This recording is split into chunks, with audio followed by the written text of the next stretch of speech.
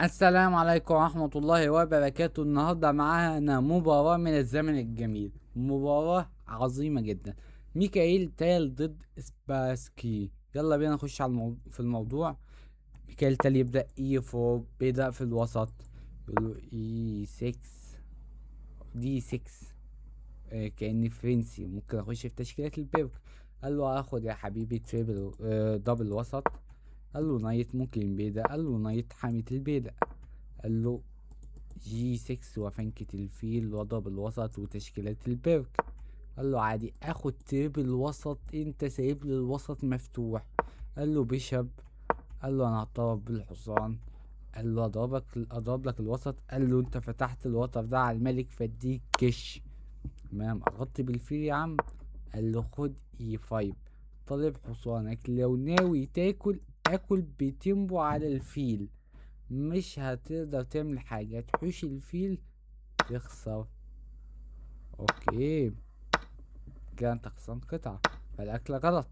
فترجع بحصانك. قال له لا، ما ارجعش بحصاني واكون باسف، اتقدم بحصاني. تمام، حصاني كده قوي. لو حابب تطردني فانا اكل الفيل. بعد ما تاكل الفيل قبل ما ارجع هنا، ما اخد التيمبو ده وتيجي لو غطيت تخسر، فتضطر ترجع. كده انا خدت اهو كام تيمبو، ممكن في الاخر ارجع عادي واحط الحصان هنا. اوكي، تمام.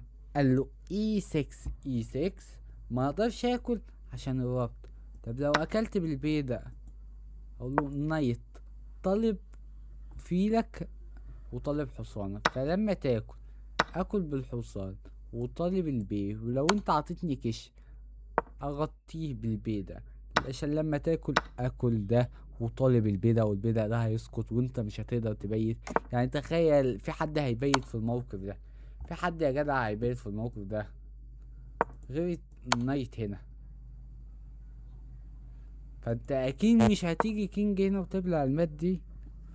اوكي، تمام. لكن هو اكل الفيل، وانا بعد ما اكل هاخد بدع في السكه بكش واطلع بالملك وبعدها ارجع فيلي.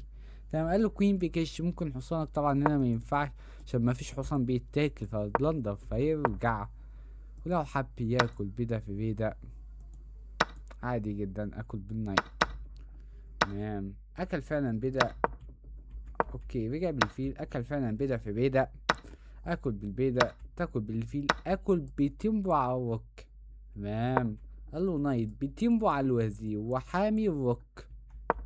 قال له كوين تمت حماية البيضة ولا تستطيع لعب تي 5 عشان الحصان. قال له انا جاي طالب البيضة لكن ما اقدرش اكله دلوقتي، لكن هعمل عليه ضغط. قال له بيشب. الفيل في الوش. احذر في لقطة ما. نايت هنا، نايت هنا، يبقى في اي بلندر. قال له على ايه؟ انا هحوش الفيل من الوزير من وش الفيل واجي طالب بيضة وطالب بيضة. قال له حوش حصانك المزعج، عايز تاكل البيضة اللي هناك ملوش لازمة ليه؟ عشان دي بلندر واخد حصانك فما ينفعش. قال له انا هحوش حصاني لاني بيقولك الافضل الحصان يرجع هنا. لكن انا شايف برضك ان سباسكي لعب بطريقة حلوة. انا جاي ضغط على البيضة، سقط هذا البيضة رسميا. قال له انا هبيض طويل يسقط البيضة ما يسقطش في لك ملكك في النص، وكل شيء اكتب عندي، مش هاممني اي حاجة. قال له انا هاخد البيضة هتكسر وزراء. قال له لا مش هكسر وزراء، ممكن البيضة. قال له انا هحمي بالروك. قال له تمام. قال له جي 4، عايز جي 5 اتش 4 اتش 5 وهجوم كاسح وملكك في نص الرعة. تمام. قال له حوش وزيرك يا بيه. قال له يا عم ماشي يا عم، عايزين حوش وزير.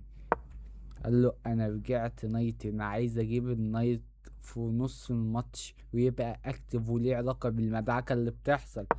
قال له انا هطور بالفيل هنا على هذا الوتر، ممكن اجيب النايت. اجوز الخاخ ملكك في نص، هو اتذكر هذا. قال له انا هجيب النايت هنا قال له حوش النايت تبعك، لان انت طبعا لو جبت النايت دلوقتي هكسره واخد منك قطعة. قال له حوش حصان. قال له حصاني هنا ضاغط على هذا البيدق، طالب بيدق. قال له نايت حميت، والنايت تبعي اكتف، واللي فايدة مهمة هتعرفوها كمان شوية. اوكي، لعب كوين ضاغط وبيزود حماية. جبت الروك. ايه لازمة الروك هنا؟ لازمة الروك لازمتها لازمة مهمة جدا. لو انت لعبت روك هنا مثلا تسمح لي ببيشب بتيمبو ليست الأدق، لكن خليك جيت هنا. ايه المشكلة فيها؟ مشكلة في كوين هنا بريليانت. بريليانت يا عم، انت سايب لي الفيل على اساس كش تاخد الحصان. كش واخد الحصان مين؟ انظر لهذه الكش انها ماء. اوكي، طب يا عم انت جاي طالب ايه؟ طالب البيضة ده هحميه تخسن. اوكي، فدي بس كانت فكرة بسيطة لفكرة ان الفيل اكتف وممكن يجي هنا ويضغط على هذا البيدق الغير محمي جيدا عشان الرابطة. تمام. قال له انا حميت البيدق، مبقاش في تهديد فيل هنا لان البيدق محمي. اوكي، قال له بيشرب هنا على اي على كل حال. قال له انا رايح هناك بجوز وسقط رسميا لهذا البيدق. قال له كوين هنا هات البيدق ده. قال له يا حبيبي فايف مفيش بيادة. قال له كوين. طب وهاكل الفيل. كله بالهنا والشفا. كوين تيكس هات البيه. لو اكل ده ما حصلش طبعا، ما اكلش. طب يا عم انا برجع نايت هنا. كوين بتشيك بتاخد البيه. قال له كوين بتشيك واخد بيه لو جيت اديك ده. اوكي، طب انا بخش هاكل ده بكش. طبعا لو جيت هنا هتموت، فانت المفروض تغطي. وانا ساعتها ممكن اكسر. ليس التكسير. دي الكش هنا وبتموت. اوكي. اوكي، تمام تمام تمام. نرجع للمباراة بعد البريليان. لعب ايس باسكي على هذه النقلة القوية. اكل البيضة. قال له انا ماليش دعوة اللي في لك المسموم ده مش هاجي عنده، هو معايا بيضة زيادة وعايز اخلص. حصانك المسموم. قال له عايز تخلص من الحصان المسموم خد الحصان. طب يا راجل لو انا اكلت كده كوين بتشيك وهتموت. تمام، اكله بالروك نفس الحركة. كوين بتشيك وهتموت. تمام، وجاي طالب في نفس الوقت بتنبع على الوزير فيلعب ايس باسكي. باسكي يقول له بي فوق. مش انت طالب وزيري؟ هات انا اطلب وزيرك. الانجن هنا بيقول لك ايه؟ العب روك تكس. لما ياكل كل وزيره بس بكش، فما يقدرش ياكل وزيرك. فبعد ما ياكل النايت كل البيضة.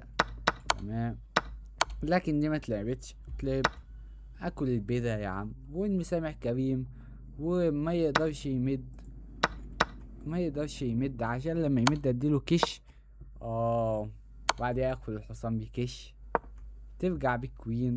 اخلص من الروك. ما تقدرش تاكل عشان انت مربوط، هتاكل بالملك.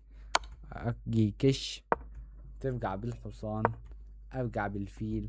طالب بيشب هنا والبيضة كده كده هجيبه. قال له نايت هنا كوين روك هنا. روك اكتف وقوية وجميلة جدا. قال له بيشب بكش. طب يا عم انا اهو جاي ولسه حامي ده وده كله الدنيا محمية. قال له هاخد البيضة يا عم. قال له يا عم انا باخد بيضة كمان. قال له يا عم مبروك عليك. قال له بس انا برجع البيضة كده معايا بيضاين زيادة. تمام، داخلين نهاية بيضاين زيادة. قال له كش. قال له اطلع. قال له كش. قال له اطلع. لو ناوي على هذه الكش بغطي. اوكي، فراح عطله اتش 5. عندي بيضاين سالكين، لو سلكت واحدة هيبقى بيضة خطير. قال له انا عندي 3 مش روك هتضحى في البيضة اللي هيتسلك. تمام، قال له انا هسلك. قال له يعني يا عم ولا يهمك. قال له كش. قال له روك. تمت حماية البيضة. وطالب اكسر. ناوي تكسر عالي جدا، انا هلحقك. اوكي، فراح قال له لا يا عم انا هروح اراقب البيضة. قال له بيفو راقب البيضة يا عم براحتك. قال له هنضم بالملك، لكن الروك قطع الدنيا فقعد يدفع بيه 5. قال له براقبه، قال له بحميه بالكينج، ولو ناوي اجي كده او اطلع كينج حتى، لكن قال له انا رايح بالملك اسلك البيضة. قال له خليك براحتك. قال له هات اسلك البيضة. قال له يا عم ماشي سلك براحتك، لكن مش هتقدر تدفع دلوقتي، لازم الملك يجي. تمام. قال له يا عم كينج رايح ارقي. قال له ما انا رايح ارقي برضه. قال له انا بدفع قاعد نقطة وبوازير. قال له كيش. قال له كينج هرقي بعد نقلتين ولا انت ناوي تضحي؟ قال له لا انا ناوي اجيب كمان كوين. قال له ما بتلحقش، خد دي يا باشا عشان لما تاكل. اجيب ده وعايز ارقي كوين. قال له انا هتقدم بالملك. قال له الكوين جاي. قال له اتقدم بالملك. قال له كوين بكش. وهنا يستسلم سباسكي او يخلص وقته مش موضحة. لكن المباراة دي جميلة جدا، مباراة جميلة من ميكائيل تال ومن سباسكي، يعني فيها افكار عسل. افكار اتمنى اكون شرحت الافكار دي بطريقة جميلة ومبسطة تكون وصلتكم، لكن هي مباراة جميلة جدا. شكرا لو عجبتك الحلقة، لايك وسبسكرايب. السلام عليكم ورحمة الله وبركاته.